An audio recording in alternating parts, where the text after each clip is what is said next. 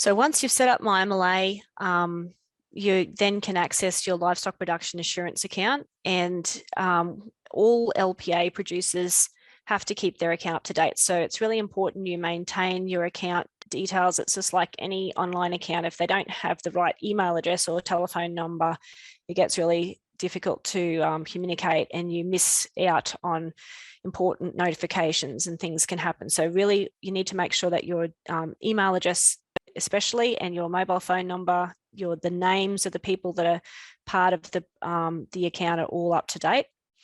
And every 3 years, you need to complete your accreditation. So you need to meet those, you need to be doing all the things that LPA, the program, says you need to do, and you need to complete the accreditation to verify that. And as dairy farmers, you don't pay the fee. So all other LPA accredited producers need to pay a fee to be part of the program, but because dairy producers are already part of your dairy program and paying a fee for that, you're not required to pay the fee. And you are required to participate in an audit if requested, and we'll talk a little bit more about that in the next few slides. So specifically for dairy farmers, when you first create an LPA account, or when you may have already have an LPA account, but you might not have done this step, and I'll show you on the screen how to do it.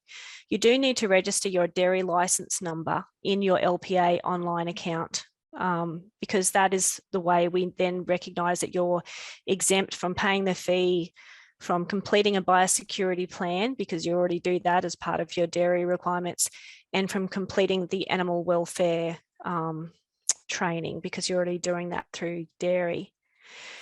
So you do need to complete the LPA declaration to become accredited every 3 years. And as I just said, you're not required to do a biosecurity plan.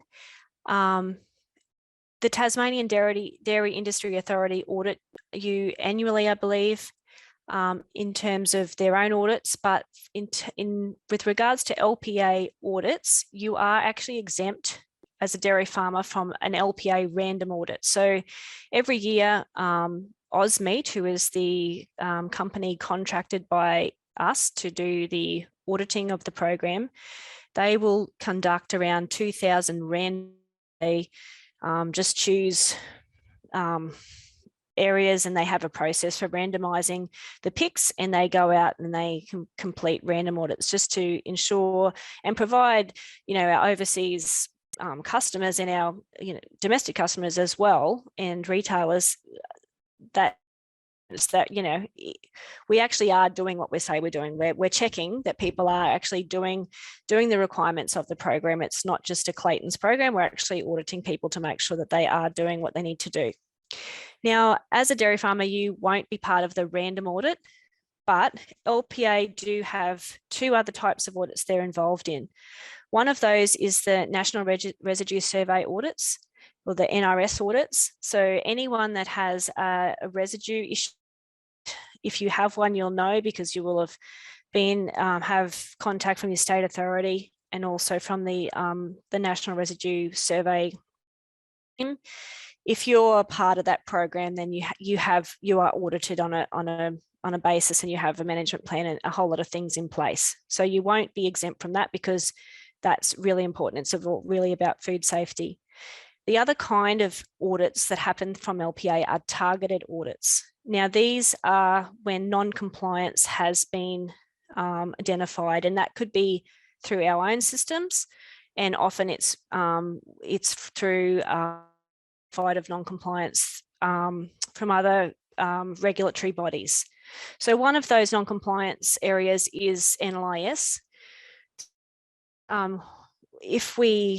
If when they're looking in the back end of the NLIS database, they notice some inconsistencies, then that puts a pick on the list for a targeted audit, and that's is definitely one of the key reasons that people get involved in an LPA targeted audit, because there's some questions about, are they doing their NLIS properly? And as I've said, NLIS transfers are part of LPA.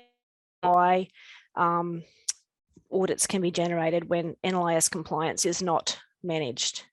And there are definitely other reasons too. I mean, sometimes there's a, might be an animal welfare question or a property risk assessment question, but generally they're sort of flagged to us by, or not to us, directly to, well, they're flagged to us and to AusMeet. And as I said, AusMeet is they're contracted to manage the whole audit part of LPA, and they manage that whole process for us under the LPA rules and standards. So I just wanted to show you here, how do you make sure that you are identified in the system as a dairy farmer, and therefore you are exempt from participating in the random audits and paying the fee, completing the biosecurity plan and the animal welfare training. So I'm just going to jump out of the PowerPoint and switch to my internet. So I'm logged in here as in one of our test accounts, and this is the home page. So if you haven't logged into LPA for a while, this is what the home page looks like. We have notifications now sitting at the top of the screen. So if you have any of these at the top, they have little crosses. If there's something that you really have to attend to, then you won't be able to dismiss them, but you can dismiss most of these notifications once you've read them.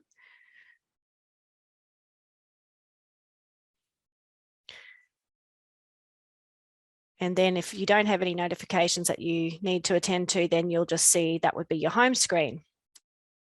When you're in your account, if you come to this menu item called account, you can have a look at your profile, and down the bottom right-hand side of your profile are the species that you have indicated that you have on your pick. So in this case, there's beef cattle and sheep. So I want to add that I'm a dairy farmer and I also have dairy cattle. So I just tick that box and I need to update my profile. So it's been updated, just check that it is. Yep, dairy cattle are now ticked. Now that hasn't added the fact that I'm part of a dairy program. So if existing LPA account and I've needed to add dairy cattle, I also need to add that I'm part of a dairy QA program. So if you click over here on the menu, you come down to programs, click on that, and it brings up all the programs that work in conjunction with Livestock Production Assurance.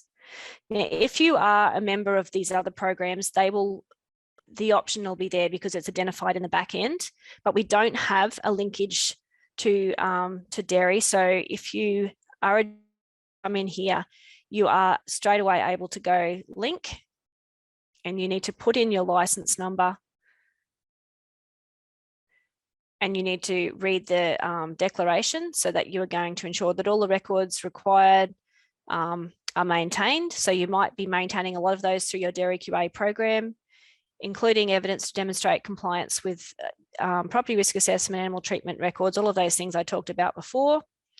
And that you will, if requested, provide LPA admin with access to copies of your relevant audit reports through dairy QA, so that if there's any related investigation from LPA, that they can access your dairy QA audit reports. You agree to that, and then you go confirm. And then it adds that saying that you have a linked dairy quality assurance program as part of LPA, and that way AusMeet now know if they random audit on your pick, they'll say, well, okay, these guys are a dairy farmer, they're part of dairy QA, they're not part of the audit program. So that's one thing that you can do when you log on this evening, is have a look and make sure that you have done that already. Just before I jump off this page, if you are new to the industry and you're setting up your first LPA account, you actually do this as part of the setup. I'm just showing you now for an existing LPA account, you go back and do it this way.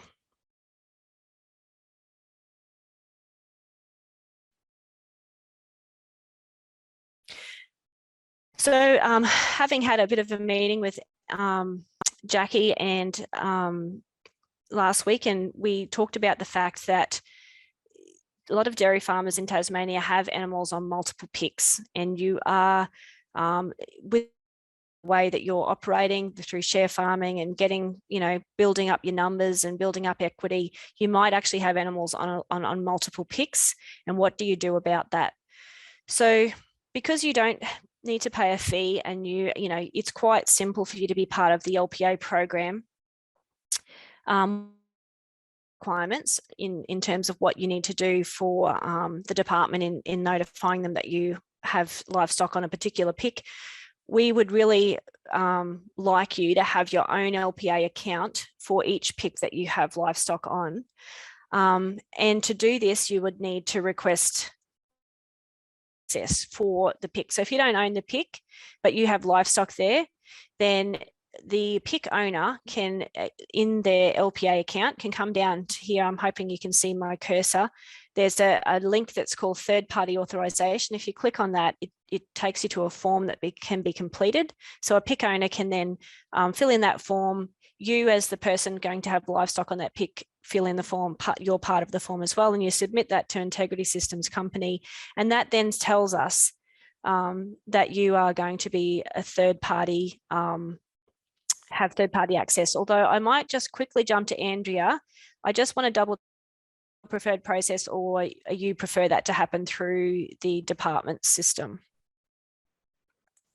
I would prefer that they actually contact us and they're added onto the pick number as well, just so they're a party to be contacted and then do their third party. They don't have to be the main person on the pick number. They just need to be noted on the pick number. So if we need to contact them direct, we have all the information there.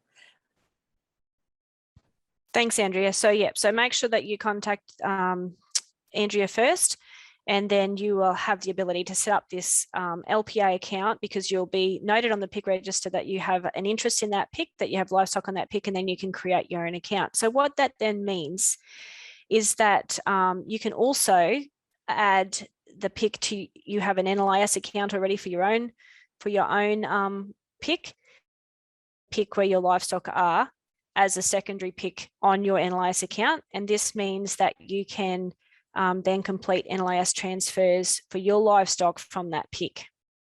You can also order NLIS tags for your livestock on the pick, because if they're livestock born there, you need to order the breeder tags to go into those livestock, or if they lose their tags, you need to order post-breeder tags. And we'll talk about that in a few more slides. But importantly for LPA, it does mean that you can either generate electronic national vendor declarations, or you can purchase your own NVD book. So when you do need to do a transfer or a movement, that you can, it's easy for you to fill in the appropriate paperwork to do that movement. So I'm going to hand over to Jim now to talk about the general biosecurity duty in Tasmania. Thanks, Jo.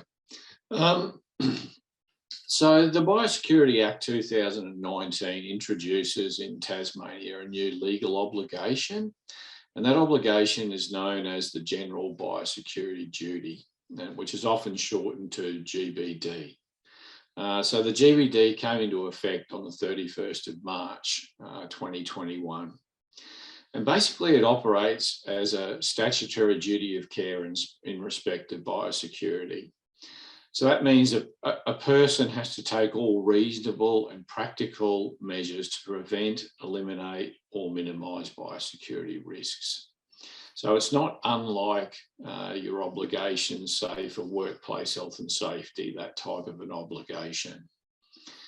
So under the GBD, any person dealing with plants or animals who knows or reasonably ought to know that a biosecurity risk is posed or is likely to be posed has a legal duty to ensure that the risk is prevented or eliminated, or at least minimised as far as they practically can. It doesn't mean you have to know everything about biosecurity, but it does mean that you should know the biosecurity risks that apply to your industry, to your business, to your local work environment, and that you are responsible to minimise those risks to the best of your ability. So it provides an extra level of biosecurity protection for all those foreseeable biosecurity risks. And a significant breach of the GBD is where someone's intentionally or recklessly not treated those risks. So they've basically ignored their responsibilities, and they know that they've ignored their responsibilities. And in that situation, there can be significant penalties under the Act. So basically, in simple terms, the GBD reinforces that everyone has a role to play in protecting our unique environment in Tasmania and protecting all of our primary industries against biosecurity risks. Thanks, Joe. Thanks, Jim. I'm just managing some technology issues because normally I have multiple screens and I can see everything at the same time. So I've just realized that there's some questions sitting in the Q&A and I'm just going to answer them live. So the first one was from Cheryl. Does ISC send reminders for renewal? And we definitely do. And as I said, it's really important that you have your email address, and your mobile telephone number, and obviously your postal address up to date. But if our preference is for email, we only send you things like a renewal notice in the mail if you don't have an email address registered for your account. And obviously email's a much quicker option, especially at the moment. And if you have the correct mobile phone number, we definitely send you an SMS reminder. And actually, I mean, it's just human nature, isn't it? You just leave things until you need to do them. But we do find that you get notification by email 2 months in advance, and then you get an SMS, I think, a month in advance, and then you get another SMS before. I think you get about 3 SMSs, and you'll get the final SMS on the day that your due date is, saying renew now. And actually a lot of people do just then and go, oh, I forgot to do that, I've got to do that. And so and unfortunately, I suppose a lot of people might in the last probably 6 months have left things right to that last minute, to the day that their accreditation is due.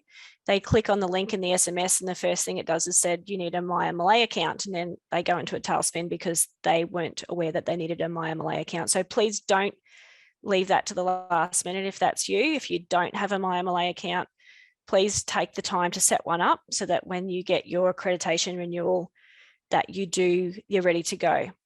And you can, so you can't do your accreditation like this year if it's not due for 2 years. You can only do it in the time period of when it's due, but you do get plenty of notice.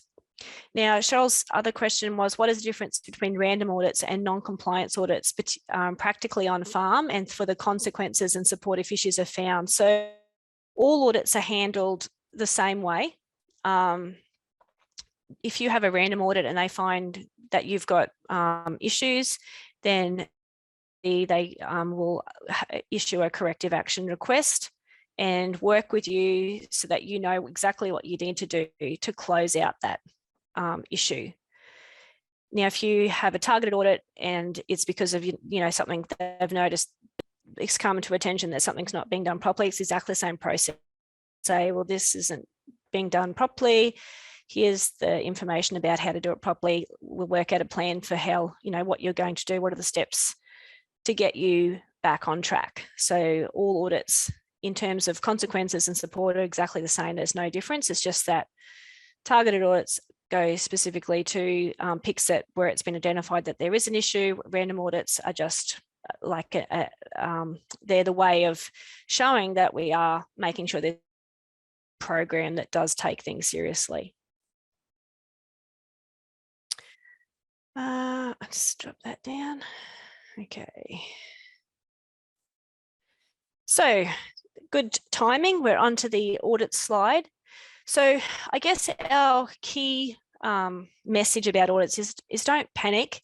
They're not about, catching you out, but the whole point about audits is that, they're not a time to suddenly everything into place. So the time to make sure you're compliant is not when you've got an audit, it's now, or whenever you can get to it, because you are doing the things you need to do. And a lot of the things that you need to do are part of your dairy requirements anyway, but making sure that you're meeting those requirements and that you have the evidence that's needed, either in your dairy records, or if they're, you know, not in your dairy records, that you've got the evidence that is needed for, and just reviewing what you do against the checklist that you receive when you receive the notification that you are going to be audited. You'll receive the checklist, and just looking through that and working out, is there an area that needs attention? And then it's preparation, I suppose, on the day to make sure take time. You do need some time for this. Make sure you've sort of got your sort of records at hand, that there's sort of your officers, you've got the time to go through, because you don't want to be flustered and you know, scrabbling around trying to find things. So have a look at the kinds of records that you're going to show the auditor, and allocate some time to be ready for that audit, and talk to the auditor, because, you know, it's up to, they will work with you to come up with a time that's suitable to you within reason. And their job, as I said, is to make sure that you know what you need to do to be compliant if they find that you're, for some reason, that you're not compliant. Now, I would like, after this webinar, we will give you some resources through to some webinars that we ran last year that just only talked about audit. So we'll give you that link, and it goes through the whole process of corrective actions and managing corrective actions and to do with audit. So that's a really good resource. So national vendor declarations, what do you need to do? Well, so that you can access them, you need to maintain your LPA accreditation. Just remember, they are a legal document, a statutory declaration. And so when you're ticking the boxes and signing it, you need to know that you have the records that back that up. So if you're saying that those animals are within a withholding period from a treatment, you need to have the treatment records at home or on the farm to show that, you know, this is the batch number and expiry date of the product these animals were treated with. And that's backs up that national vendor declaration. To make sure they're clear, correct, and complete. So clear, you need to be able to read them. So I know illegible handwriting is one of the key things that makes valid. And you do need to be able to store them and file them, so that when you are requested at an audit, to show them that you've got access. And as I said before, when you complete your NLIS transfer, you do need to be able to reference that national vendor declaration number as part of the transfer, and that is an LPA requirement that you do that. So it's really important. These are I really want you to remember that they have to be clear. You have to complete them, as in every question needs to be answered, and you need to make sure that the information is correct. Some tips for completing them: make sure it's for the correct. So you can't just have one NVD book and use it for multiple picks. The pick number is printed on, and unfortunately on this example, it's the empty white box beside the CO 0720. So in that white box beside that, that's where your pick would be printed. And when you book, it comes printed with the pick that it belongs to. So you can only use the book for the pick that it relates to. The destination and the consigned might be different. So you need to fill both out if they're different. So in that circumstance, often the consigned to would be if you're selling to a sale yard and the livestock to an agent, they're taking charge of the animals, but the destination is the sale yards. And in Tasmania, it is a requirement that you include destination pick. So you need to know that. If you don't know it, you can use the pick register search, or you can ring up and find us. So make sure you are putting it in. If you have a mixed consignment, so you might have some animals you've bred and some that you've purchased, or some that have been treated and some that haven't, you can't answer yes and no in any of the questions that have those options. If you choose no, it must apply to all the animals.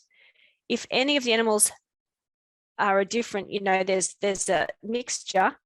If you choose yes, then you're saying one or more of the animals in this consignment meet this criteria. So, for example, how long have you owned the animals, or have they been owned since birth? If you answer no, some of them you may have, but if there's any that you haven't, you need to answer no, and then choose the appropriate time frame of how long you've owned them.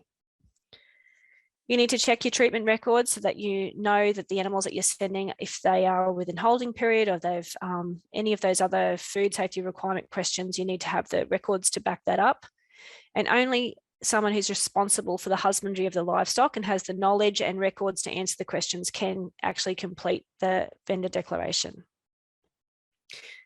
Some examples of invalid NVDs, if the handwriting can't be read, if the questions aren't completed, if there's no signature, if you've ticked yes and no, if you've photocopied it out of a book, that's definitely not allowed, or printed out sample version off the internet, a sample written across it, you can't do that. You can't use whiteout.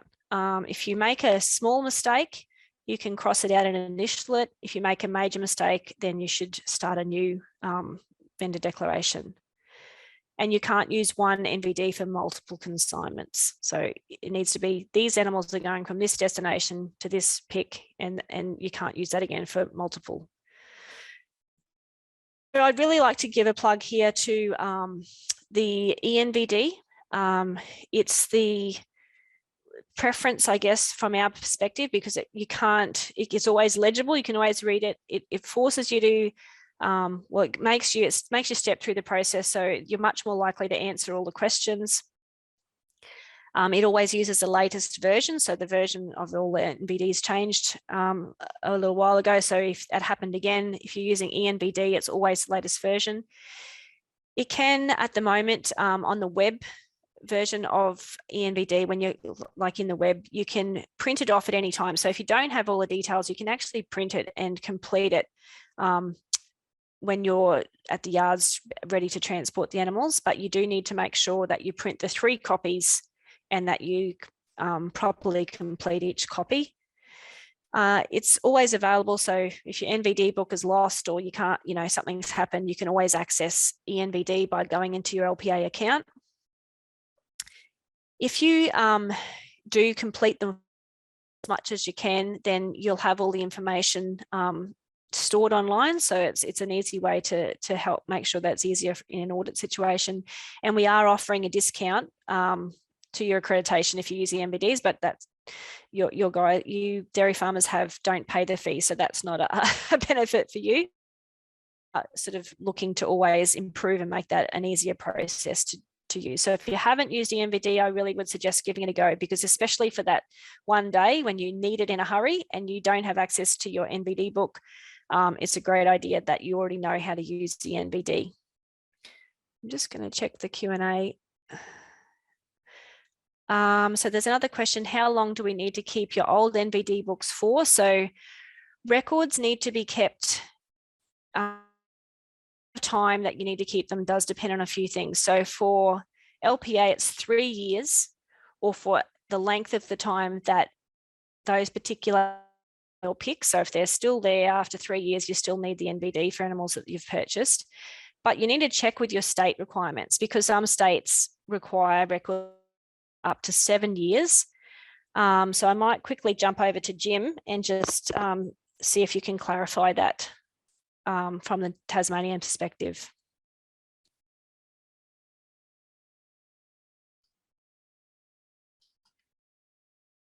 Sorry, Joe, could you ask that again, please? Sorry, Jim, it's just a question in the Q&A about how long you need to keep NVD records for, and I just wanted to clarify what was the requirement in Tasmania for the length of time that records need to be kept. From an LPA perspective, it's 3 years, or for the length of the time the animals are on the pick, but some states do have longer time frames, and I wasn't sure what Tasmania's requirements were. Yeah, I'm fairly sure it's 7 years. I'll just defer to Andrea on that. That's correct, Jim. It is 7 years. Yeah, just the same as tax records, and you won't forget then. That makes it easy. Thank you. Yeah.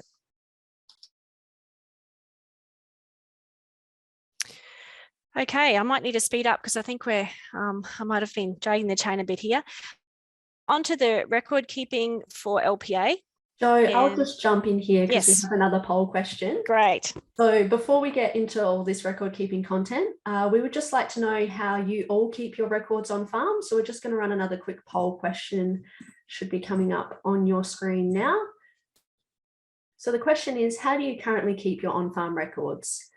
And you can click on paper, digitally, such as in Excel or Word, in an online farm management software program, or I don't keep farm records. So I'll just give you a couple of seconds to fill that one out for us.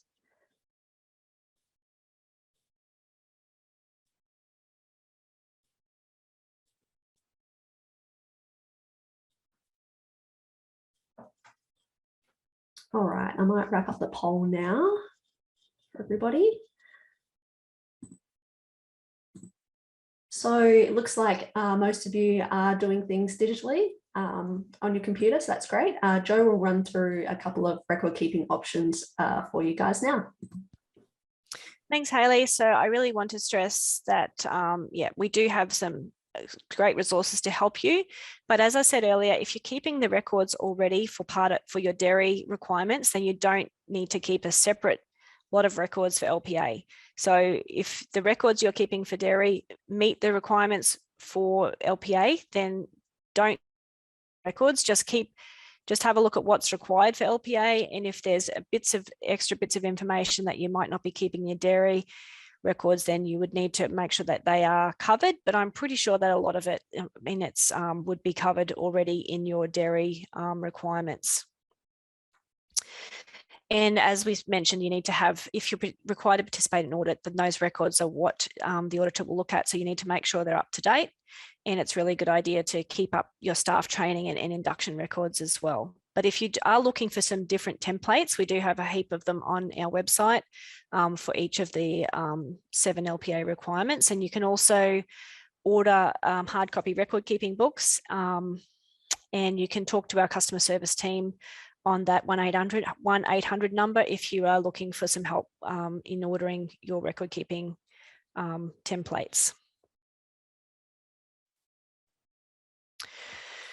The other option that we do offer is that you can upload your record keeping to your LPA account, and that is, we have a fact sheet about.